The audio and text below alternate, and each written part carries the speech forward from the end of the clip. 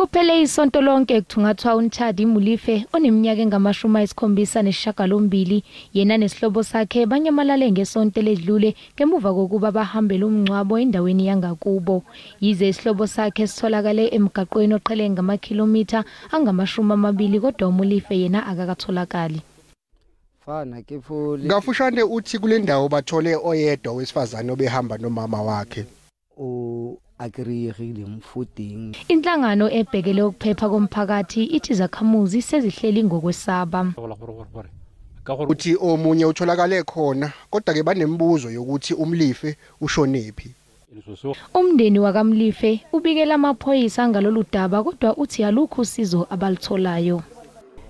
Uthi umama wakhe ubegqoke ingubo yesintu kanti nesimo sakhe sempilo asisihle neze. Hayi tekanela go lekalo ke motho a yana dipidisa high blood.